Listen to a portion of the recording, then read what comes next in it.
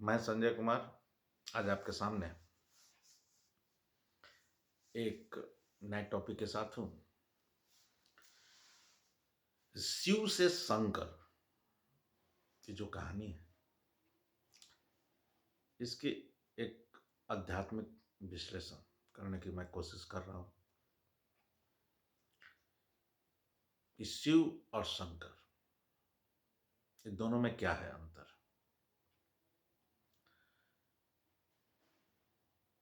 शिव,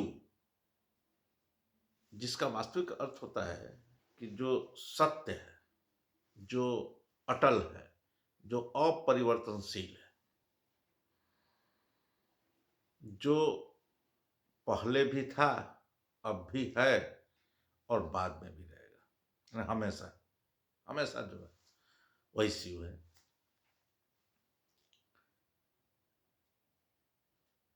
तो अब ये शिव, हम सनातन में हम देखते हैं कि शिव के बारे में कि वो एक लिंग रूप में उसको प्रतिबिंबित किया जाता है और फिर शंकर के रूप में एक ऋषि योगी के रूप में दिखाया जाता है। तो आखिर इन सब में क्या रहस्य है कि ये फिर लिंग रूप में है, फिर ये मनुष्य रूप में है। मनुष्य रूप में है तो फिर उनके साथ पार्वती है, तो फिर उनके बच्चे हैं। आखिर ये माजरा है क्या? तो आप देखेंगे कि हमारे सनातन में विभिन्न पुराण हैं और पुराणों में कथाओं के माध्यम से व्याख्याएं की गई है। और जो हमारे उपनिषद हैं, अरण्यक हैं, उनमें जो है प्योर माने शुद्ध जो है ज्ञान, सत्य, उसका विश्लेषण किया गया है। तो हम यहाँ पर समझेंगे कि दोनों का एक मिश्रित कॉम्बिनेशन, कि आखिर जब सनातन में है तो आखिर दोनों तो ठीक ही है, लेकिन आखिर इसका मतलब क्या है, इसका अर्थ क्या है, दोनों में सामंजस्य किस तरह से स्थापित करेंगे। तो देखें क्या कि जो सत्य है, तो सत्य का मतलब क्या है कि जो सत्य है जो हमेशा है और वो हर चीज में।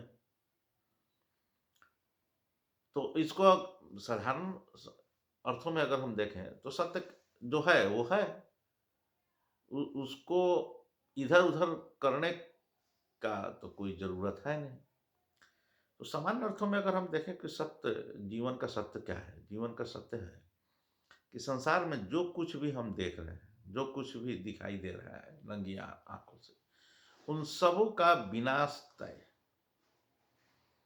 जो दिख रहा है वो है नहीं, उसको समाप्त होना ही, सच्चाई है ये। तो जब जो दिख रहा है वो समाप्त होना ही है, तो फिर उस चक्कर में हमको पढ़ने की जरूरत क्या है। तो इसी के प्रतीक हैं शिव। तो शिव क्या है? हमेशा योग मुद्रा में, क्योंकि काम करने की जरूरत क्या है भाई। ये जो दिख रहा है तो सब खत्म होने वाला है, चाहे सूरज हो, चांद हो, तारा हो, पृथ्वी हो, पेड़ हो, पौधे हो, इंसान हो, सब नष्ट होने वाला है। तो नष्ट होने वाला है तो फिर उसके चक्कर में पड़ने का जरूरत क्या है। इसीलिए शिव को क्या दिखाया जा रहा है पुराणों में, क्योंकि कैलाश पर्वत पर है। तो कैलाश पर्वत पर है तो वहां कोई पेड़ पौधा है नहीं है, पूरा बर्फ से ढका हुआ है। आज भी देखिए कि आप केदारनाथ जाते हैं, कैलाश पर्वत तो मैं नहीं गया हूँ, लेकिन जो केदारनाथ है तो केदारनाथ ही जो जहाँ पर है वो पूरी तरह से बंजर है। वहाँ कोई भी मतलब पेड़ पौधे का कोई नामो निशान नहीं, एकदम बंजर भूमि है। तो वो एक प्रतीक है, शिव उसके प्रतीक है। कुछ नहीं है तो कुछ नहीं है तो क्या जरूरत है किसी चीज में पढ़ने का। इसीलिए उनको किसी प्रकार का कोई लगाव ही नहीं है किसी से। वो अंतर्मुखी है। आप देखिए कि अगर शिव को जो शंकर के रूप में, इंसान के रूप में दिखाया जाता है, तो वो भी जब भी दिखाया जाता है तो वो मुद्रा में, शांत मुद्रा में है और योग मुद्रा में अधिकांश समय। तो ये उसके प्रतीक है, उस इस माने ईश्वर के, ब्रह्म के, पुरुष के, इसके प्रतीक हैं। अब आप यहाँ पर आप देखेंगे कि भाई कि तो फिर ये शंकर कहाँ से आया? तो अब इसको ज़रा आप समझिएगा। स जो है, एक हो गया तालाबे स वाला शंकर, जो शंकर हम उच्चारित करते हैं, लेकिन एक दंती स वाला भी शंकर है। तो शंकर का मतलब होता है जिसमें मिलावट हो जाता है, शंकर। तो अब यहाँ पर क्या हो रहा है कि शिव जो है अपनी योग और तपस्या से अंतर्मुखी होके अपने जीवन की सारी शक्तियों को अपने अंदर समाहित करते हुए एकदम सब चीज को ही अपने अंदर में इकट्ठा किए हैं। जब अंदर इकट्ठा किए हैं तो जो भी चीजें हैं वो उनके आसपास पूरी तरह से सब बंजर हो गए। इसलिए अब देखिए कैलाश पर्वत पर क्या कहते हैं, बर्फ है, पूरा वीरान है, कहीं कोई जीवन का संचार नहीं, पूरी तरह से निर्जन जगह है। तो इस तरह से तो संसार ही नहीं चलेगा, खत्म हो जाएगा। तो अब ये जो प्रकृति है, प्रकृति जो है स्त्री का प्रतीक है और देवी का प्रतीक है, और उसी देवी के प्रतीक के रूप में सती या पार्वती जो हैं वे उनके प्रतीक हैं।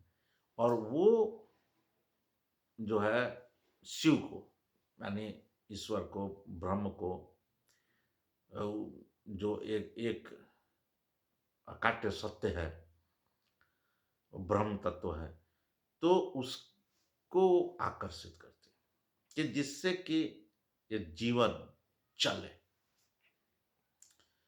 उन्हीं को शक्ति भी कहा जाता है, शिव, और उनका जो दूसरा रूप है शक्ति, जो स्त्री के रूप में है।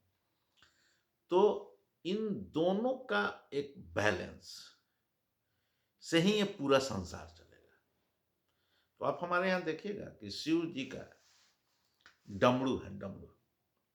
डमरू को आप देखेंगे तो दो त्रिभुज बीच में, माने इस तरह से त्रिभुज बना हुआ है, और यही है डमरू। ये डमरू जो है यह विनाश का प्रतीक है। इसलिए आप देखते होइएगा कि बहुत से कथाओं में बताया गया है कि जब शिव जो है तांडव करने लगे, अपना डमरू बजाने लगे, तो पूरा विनाश होने लगा। तो क्या है कि जो एक त्रिभुज है, और अब जैसे कि श्री यंत्र जो बना हुआ है, उसमें दो त्रिभुज है। एक ऊपर से त्रिभुज है और एक नीचे से त्रिभुज बना हुआ है, और दोनों इस प्रकार से उसमें सम्मिलित हैं कि उसका 6 जो कोण बन रहा है वो समबाहु त्रिभुज है। वो इस चीज का प्रतीक है, वो जो श्री यंत्र है वो इस बात का प्रतीक है कि वो बैलेंस किया गया है। तो नीचे वाला जो त्रिभुज है वो शिव का प्रतीक है, और ऊपर वाला जो त्रिभुज है वो शक्ति का प्रतीक है। तो आप जो ये कथा आप देखते हैं कि जब काली का रूप धारण किए हुए थे पार्वती जी, तो उस समय शिव लेट गए, उनके ऊपर जो है वो एकदम नंगी थी, और शिव तो हमेशा नंगे ही रहते हैं, तो वो उसके ऊपर बैठी। तो उनका जो समागम हुआ, तो समागम का ही वो एक प्रतीक है, और जैसे ही समागम हुआ तो वो सृष्टि का सृजन हुआ। यानी कि जब दोनों मिलते हैं तभी ये संसार संचालित होती है। तो इसका ये एक प्रतीक है, और यही आप देखते हुए कि जो शिवलिंग है, तो शिवलिंग जो हम लोग वहाँ एक प्रतीक है कि एक शिव के लिंग है, और योनि में वो पूरी तरह से समाविष्ट है, और शरीर को अगर आप हटा लेते हैं तो वही वो शिवलिंग उसका एक प्रतीकात्मक रूप में हमें दिखाई पड़ता है। तो ये जो भी ये कथाएं कही गई हैं शिव पुराण में या स्कंद पुराण में, ये सब एक प्रतीक के रूप में बताया गया। अब इसको अगर हम अब इसको खोजें कि हाँ, कि राजा दक्ष थे, तो प्रजापति थे, हिम, तो उनकी बेटी थी पार्वती, और राजा दक्ष जो थे उनकी बेटी थी सती। तो इस तरह का कोई है या नहीं है, इसका कोई हिसाब नहीं है। लेकिन इसको अगर आप एक प्रतीक के रूप में देखते हैं, तो ये पूरी तरह से प्रतीकात्मक है। अब जैसे कि शिव है, अब वो पूरी तरह से जो है, मतलब अंतर्मुखी। जो भी व्यक्ति अंतर्मुखी होगा और तप कर रहा है, तो उसको किसी दूसरे चीज की आवश्यकता ही नहीं है। जैसे कि जो ब्रह्म है, आखिर उसको क्या जरूरत थी कि वे पूरे सृष्टि का निर्माण करे? मैं क्यों झमेले में पड़े हैं? आप जरा अपने से सोचिए कि जीवन है, जब हमको मरना ही है, तो फिर मतलब शादी क्या लगा है? शादी करके बच्चा फिर काहे के लिए पैदा कर? फिर बच्चा पैदा करके फिर उसको पढ़ाएँ लिखाएँ में काहे के लिए? उसको भी तो फिर मरना ही है ना, तो फिर उसका भी शादी करेंगे, फिर वो जाके मरबे करेगा। आप सोचिए ज़रा, दिमाग से सोचिए।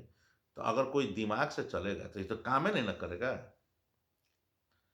लेकिन जो इतना सोचता है, लेकिन संसार में तो बहुत सारे लोग हैं, तो इतना चिंतन करने वाले और सोचने वाले लोगों की संख्या कितने हैं?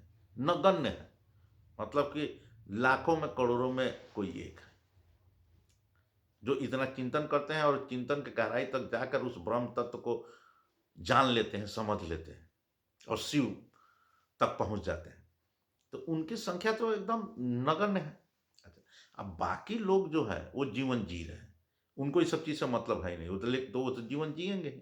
तो आखिर वो जीवन जिए तो एक सही तरीके से जिए, एक बैलेंस तरीका से जिए। तो इसका भी दायित्व किन पर है? इसका भी दायित्व उन पर है जो उसकी वो समझ रहे हैं कि हाँ, कि जीवन कुछ नहीं है, सब बेकार है, सब माया है। जो इस बात को जान रहे हैं, उन्हीं पर यह दायित्व है कि ये उनका भी मार्गदर्शन करें, जो बिना सोचे समझे जीवन जी रहे हैं। उनको उसी के स्थिति में, उन्हीं की परिस्थिति में इस बात को समझाया जा सके। तो इसी के लिए इन कथाओं का सृजन किया गया और ये बताने का प्रयास किया गया। ये सारे चीजों के प्रतीक हैं और ये कहानियां हैं, और ये कहानियां जो है वो एक बहुत बड़ा संदेश दे रही है। हर एक चीज, जैसे कि नीलकंठ है, तो भगवान शिव नीलकंठ उनको कहा गया, क्यों कहा गया? इसकी भी एक कहानी है, और इसकी भी इस कहानी का भी आध्यात्मिक अर्थ है। तो कहानी क्या है और कहानी के पीछे का रहस्य क्या है? इसी प्रकार बहुत सारे हैं। जैसे गणेश जी का जन्म हुआ, कैसे हो गया? कार्तिक हैं, वो कैसे उनका जन्म हुआ? उनका काम क्या था? ये सब कहानी है, और कहानी के पीछे एक आध्यात्मिक संदेश भी छुपा हुआ है। तो पुराणों में उन कहानियों को बताया गया है और उपनिषदों में इसकी व्याख्या की गई। कहानियों की व्याख्या नहीं की गई है। उपनिषदों में एकदम जो जो शिव तत्व है, एकदम उसी की व्याख्या है, डायरेक्ट व्याख्या है। और पुराणों में जो है इस कथा के माध्यम से कहा जा रहा है। लेकिन अगर आप दोनों का आप अध्ययन कर रहे हैं, उपनिषद और पुराण, तो आप इस दोनों में एक बैलेंस स्थापित कर सकते हैं। और इस तरह से लोगों को इसके अर्थ बताकर हम पूरे मानवता का, सिर्फ सनातन ही नहीं, सनातन क्या है? सनातन पूरी सृष्टि का धर्म है, पूरे ब्रह्मांड का धर्म है। और आज न कल सभी सनातनी है ही। अब माने ना माने, अब किसी न किसी दिन पहले भी सनातन थे, बाद में भी सनातन उनको होना ही है। उससे बचने का कोई उपाय है नहीं। देखो, जीवन जीने का जो धर्म है वो धर्म एक ही है। धर्म तो एक ही है, धर्म तो अनेक है नहीं। बाकी जितना आप देख रहे हैं वो तो सब संप्रदाय है। तो इन कथाओं के माध्यम से और इसके आध्यात्मिक अर्थों को अगर हम समझ के और अधिक से अधिक लोगों तक इन बातों को पहुँचाते हैं, तो हम समाज का बहुत भला होने वाला है। और मैं नहीं कह रहा कि भाई हर कोई अध्ययन करे, क्योंकि मैं जो अपनी बात कर रहा हूँ, मैं अपनी मेरे अंदर जो क्रियाएँ प्रतिक्रियाएँ हो रही हैं, पढ़ने के उपरांत, पढ़ने के बाद मेरे दिमाग में जो चला, उस चीज़ को मैं शेयर कर रहा हूँ। अगर आप खुद पढ़ेंगे, हो सकता है कि आप कुछ उसमें से और अलग निकालें। तो उन चीज़ों को शेयर करें, आपस में एक संवाद हो। हमारे जो पूर्व पहले के जो सनातनी जो भी लोग थे, वो क्या था? हमेशा ज्ञान चिंतन चलते रहता था। तो जो अध्ययन करेंगे, वही तो चिंतन करेंगे, वही तो मनन करेंगे और तभी तो उसमें से निकलेगा कुछ न कुछ अर्थ। और उनको अगर हम साझा करते हैं, तो और परिष्कृत होते जाएगा। तो जिस तरह से हमारे विचार परिष्कृत होते जाएँगे, उसी तरह हमारे समाज परिष्कृत होते जाएँगे और उसी तरह यह पूरा संसार परिष्कृत होते चला जाएगा और फिर से सभी जगह शांति, शांति, शांति स्थापित होगी। तो दोस्तों, आज का वीडियो मैं यहीं पर समाप्त करता हूँ कि शिव से शंकर कैसे बने। तो जो शिव जो है, वो एक ब्रह्म है, वही परमात्मा है, वही सत्य है। और शंकर क्या है कि शंकर उनको बनाया गया। कैसे? उस शक्ति, उस देवी के संजोग से और उसी संजोग से ही एक बैलेंस स्थापित किया गया, जो एक श्री यंत्र के रूप में हम लोग जो जो देखते हैं कि 2 त्रिभुज है, एक ऊपर से आ रहा है, एक नीचे से जा रहा है। तो नीचे वाला जो है, वो शिव का प्रतीक है और ऊपर वाला जो है, वो शक्ति का प्रतीक है, यानी पार्वती या उनको काली कहिए, नीचे आप शंकर जी कहिए।